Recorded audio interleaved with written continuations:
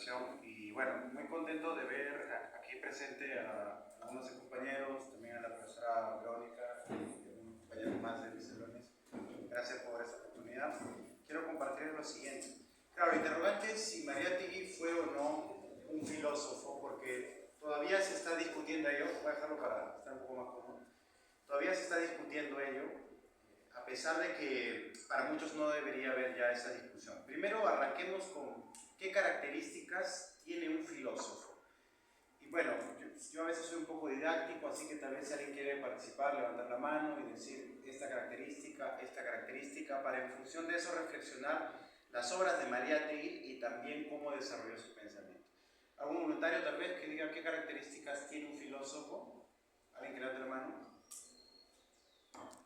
Racional. ¿Cuál más? Como dijeron acá anteriormente, crítico, ¿no? Estimular la crítica, ser cuestionador, también teorizador, ¿no? Es alguien que teoriza, crea una teoría bien fundamentada. Totalizador, puede reflexionar sobre todo, es radical, ¿no? Va a la raíz del problema. Bueno, sin embargo, esto trae debate, ¿por qué? Porque el hecho de criticar no te vuelve filósofo como tal. Hace poco tiempo estuve leyendo La llamada de la tribu de Mario Vargas Llosa y él critica al socialismo, critica también al capitalismo y por criticar él ya no se convierte en un filósofo, ¿no? O por hacer ensayos críticos tampoco. Ahora, respecto a ser alguien racional, César Hildebrand puede dar una opinión bien fundamentada, bien racional y no por eso se vuelve un filósofo, sigue siendo un periodista. Lo mismo en el caso de Radical, ¿no? Verónica Mendoza tiene propuestas radicales en cuanto a la política, ¿no? Hay que hacer cambios estructurales. No por eso es una filósofa, es una política crítica. Eso hay que tener bien en cuenta porque todavía hay confusión en ese aspecto. Ahora bien, entonces, ¿qué es un filósofo? Un filósofo, desde lo que he estado profundizando, es aquel que puede reunir varias de esas características, pero que además las profundiza, ¿no? Un ejemplo aquí, por ejemplo, voy a poner ejemplos cotidianos, ¿sí? Me gusta navegar mucho en los ejemplos cotidianos de la actualidad. Que una persona juegue un partido de fútbol y meta gol, solo por un partido no va a ser futbolista. Pero si esa persona juega varios partidos y mete varios goles, ya podemos decir que se está dedicando al fútbol, por lo tanto ya es futbolista profesional. Bueno, algo similar sucede con la filosofía. Que tú filosofes alguna vez no te convierte en filósofo. Pero si tú lo haces constantemente y creas una gran obra, la sustentas y eres continuo en eso y además le das profundidad, ya se puede decir que te estás convirtiendo en un filósofo profesional. Porque probablemente muchas personas que no se dedican a la filosofía en algún momento de su vida han filosofado y puede que hayan tenido un cuestionamiento muy bueno a la realidad. Claro, porque todos tenemos esa capacidad de cuestionar. Sin embargo, eso no te convierte en filósofo como tal, sino en profundizar ese cuestionamiento y en dedicarte mucho tiempo a ello y hacer obras, teorías, etc. En ese aspecto podríamos decir que José Carlos fue un filósofo. Desde mi apreciación, sí. Y vamos a seguir viendo tal vez la siguiente diapositiva. Bueno, acá pongo ejemplo de qué es una persona crítica, ¿no? Una persona crítica, acá en la diapositiva he mencionado un ejemplo de los cientificistas que fueron criticados por el filósofo Husserl. Husserl criticaba, por ejemplo, que los cientificistas querían estudiar todo desde el método objetivo científico. Y el filósofo Husserl dice, pero esto es absurdo, porque ¿cómo vas a estudiar con el método objetivo la conciencia, si la conciencia es subjetiva? Para estudiar lo subjetivo tienes que usar un método subjetivo, no puedes usar un método objetivo. Y lanza una crítica interesante. Tenemos teorizador, que lo he mencionado también, por ejemplo Platón con el mundo de las ideas, Nietzsche con la moral del amo, que lo plantea en su obra El Anticristo, ¿no? Que es una obra que a mí me gustó bastante. Husserl, que ya lo mencioné, y por supuesto Descartes con el pienso luego existo, que también crea una teorización. Seguimos. Tenemos que el filósofo es racional, como dijo aquí mi compañero, ¿bien? No se basa en el mito, en la fe, sino que todo tiene una coherencia. Seguimos. Es radical, se hace preguntas sobre las estructuras, y seguimos. Y tiene una formación filosófica. Muchos se le ha cuestionado a Mariátegui que no haya tenido formación universitaria, sin embargo es una falacia, ¿no? Creo que no. Voy a ser muy breve en esto porque no vale la pena profundizar en ese punto. Es como decir Hildebrand no es periodista porque no estudió la carrera de periodismo y no acabó ni siquiera su carrera universitaria, por lo tanto no es periodista. Es absurdo, ¿no? O decir Hermann Hesse, el premio Nobel de Literatura, como no estudió la carrera de literatura, no es literato. Es un absurdo. Si hemos leído las obras de Hermann Hesse, Siddhartha, Demian, que son de mis favoritas, literatura filosófica, pues vemos una gran capacidad literaria en él, a pesar de no haber estudiado la carrera profesional. Seguimos. Y vamos ahora a José Carlos Mariátegui. Ahora siguiente. Él es crítico. Él critica el marxismo ortodoxo. Esa idea quiero desarrollar porque es muy interesante. Yo no soy marxista, para empezar. No simpatizo con el marxismo, lo digo abiertamente. Soy un opositor al marxismo, no me importa si por eso me funan, la verdad no me interesa. Tampoco soy feminista, me voy en contra del feminismo. El feminismo para mí es un movimiento que se ha corrompido, que se ha vuelto mafioso. No digo todas las feministas, digo una gran parte del feminismo. Sin embargo, sí respeto a varias feministas, respeto a varios marxistas, y entre ellos a Mariátegui. Lo que llama la atención de Mariátegui es que él toma el marxismo y critica el marxismo clásico de los ortodoxos, y su idea central es que el marxismo hay que adaptarlo a este país, ¿no? Al Perú.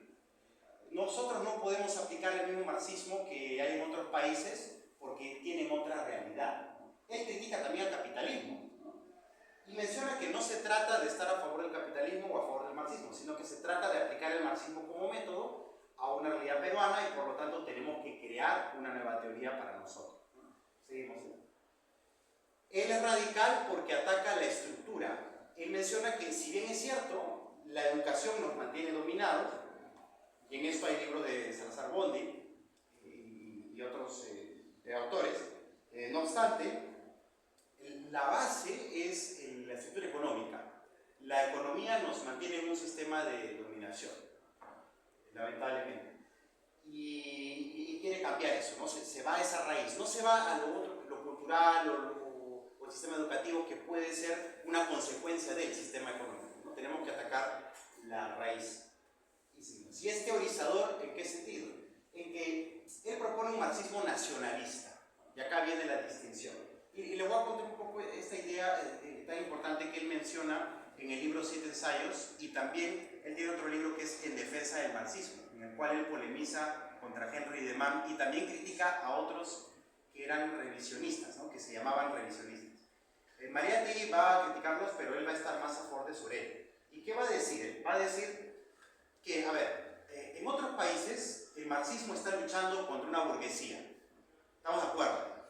Está luchando contra una burguesía. Pero ¿qué pasa en Perú? En Perú no se lucha contra una burguesía. En Perú se lucha contra una burguesía y también contra un feudalismo que todavía está.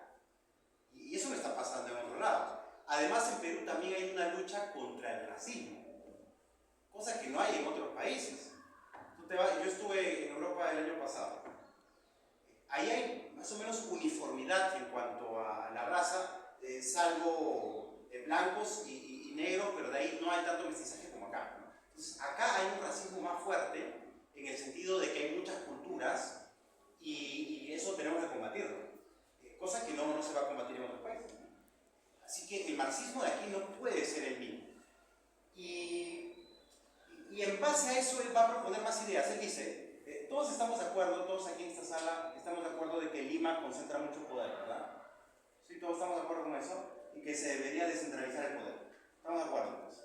Bueno, pero Mariátegui va a decir, no debemos descentralizar el poder. Miren qué interesante, ¿ah? No den poder todavía a la provincia.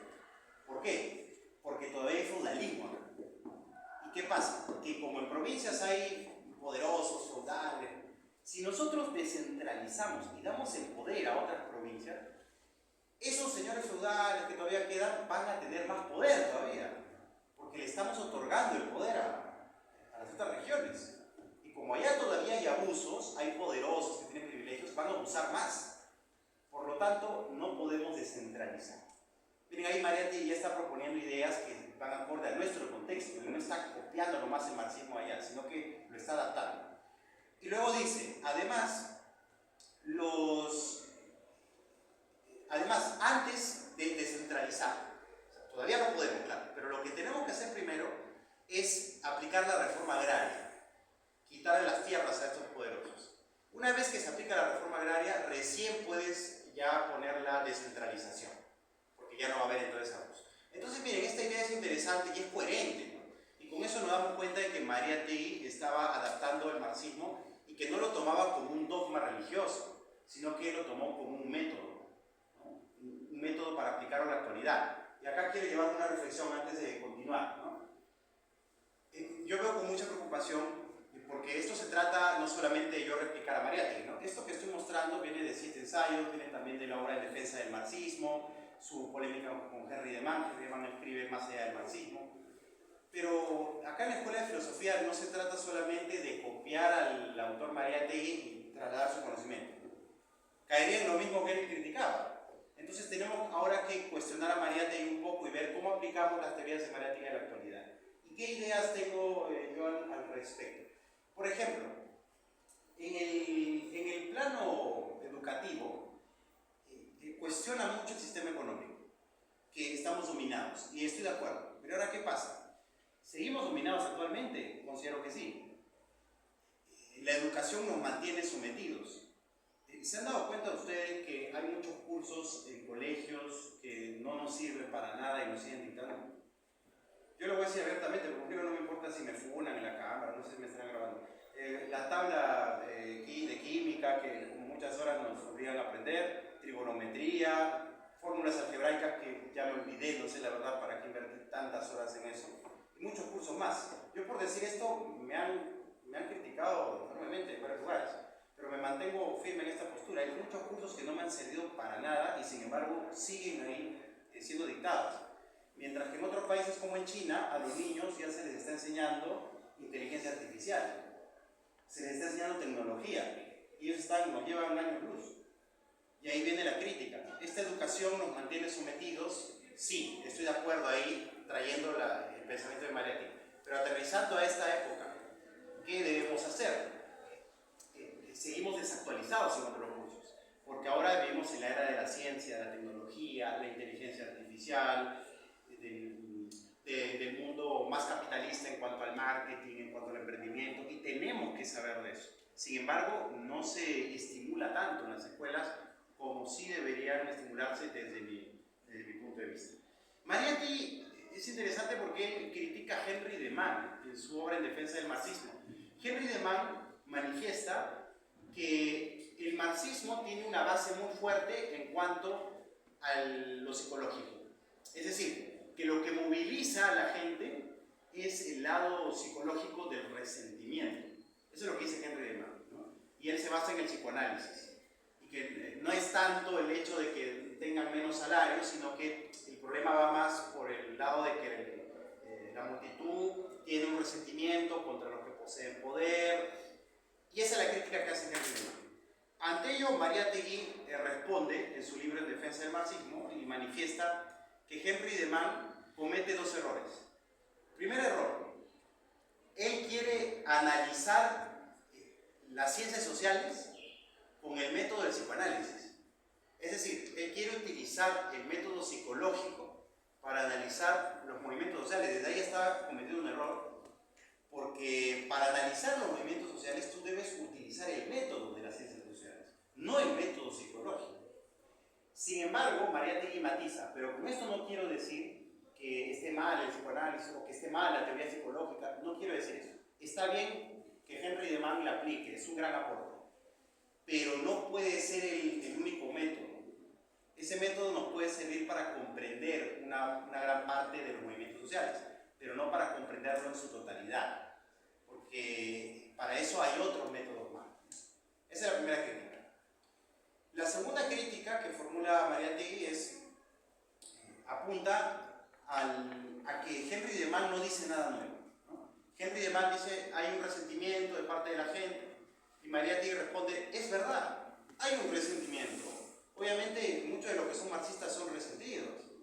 Y en redes sociales, cuando uno pone eso, el marxismo tiene resentimiento, pero es verdad, ¿por qué se ofende? Yo digo, me parece absurdo que se ofendan cuando están tomando el resentimiento como algo negativo. El resentimiento no necesariamente es negativo. Si yo me paro, me acerco ahí a mi compañero Yori y le meto un puñete, él va a sentir resentimiento hacia mí y va a querer defenderse. Ese resentimiento no es negativo como tal, le da una conciencia. Una conciencia de que hay algo que está mal, hay algo que se debe cambiar. Solo que la sociedad cae en clichés, ¿no? De que el resentimiento es malo, el odio es malo, cuando no necesariamente es malo. Las guerras de independencia se hicieron impulsadas en gran parte por el odio, ¿no? El odio a sus opresores. Entonces, no es malo como tal, sino que la sociedad siempre tiene estos clichés de que no le gusta mencionar ciertas palabras. Así como, por ejemplo, a las feministas no les gusta decir que un aborto es un asesinato, ¿no? Un ejemplo, porque claramente sí lo es. Por eso es malo. Yo no digo que sea malo, yo estoy a favor del aborto en algunos casos. No digo que sea malo como tal. Hay contextos en los cuales se puede comprender, ¿no? Una niña que ha sido ultrajada. También hay que estudiar más a profundidad, pero no hay que ocultar, no hay que maquillar los términos. Entonces, Mariátegui dice, a ver, Henry de Man menciona que hay un resentimiento, y sí, es verdad, hay un resentimiento, pero no dice nada nuevo con eso. Y además, el resentimiento no es lo fundamental en el movimiento marxista. En el movimiento marxista lo fundamental es la lucha de clases, ya con esto voy cerrando, pero la lucha de clases y la estructura económica que tiene estas fallas, y además que cuando Henry de Man manifiesta que que la multitud quiere tomar el poder y ese es en realidad es su interés, Mariátegui responde, sí, quieren tomar el poder, es verdad, porque de eso se trata, el marxismo se trata de tomar el poder para luego socializar el poder, ¿no? Y en ese aspecto refuta a Henry de Man y menciona que Henry de Man es muy reduccionista, y lo más irónico, justo lo conversaba con el profesor Joel Rojas, un buen maestro, muy estudioso acá de la materia, que Mariátegui incluso analiza, ¿no?, a Henry de Man desde el punto de vista psicológico, ¿no?, porque de Man había estado decepcionado, ¿no?, por experiencias que había tenido en cuanto al movimiento marxista. Vamos ya cerrando, solamente avanzando lo último, lo racional, que ya lo he explicado en anteriores diapositivas, luego la formación filosófica, creo que eso sería, y bueno, la pregunta, ya despidiéndome de esta ponencia, es ¿cómo podríamos aplicar estas ideas de Mariátegui a la actualidad? Porque como ya le mencioné, yo no soy marxista, no soy de izquierda, tampoco de derecha, me gusta mantenerme al centro, ser más ecléctico. Sin embargo, sí valoro que él haya criticado el marxismo ortodoxo. Incluso en Rusia y muchos intelectuales lo llamaron populista a Mariátegui. Populista, ¿por qué? Porque se opuso al marxismo ortodoxo y puso en la mesa nuevas ideas que conectaban más con nuestra realidad. Entonces le mencionaron, tú eres un populista, ¿no? Medio que lo despreciaron, que siempre le va a pasar eso a la persona que cuestiona, ¿no? Y un asunto que yo veo grave es muchos intelectuales de nuestra época que copian ideas de los grandes autores y las siguen reproduciendo de la misma manera, ¿no?, en vez de tratar de crear algo nuevo o hacer investigación científica. Eso sería, muchas gracias.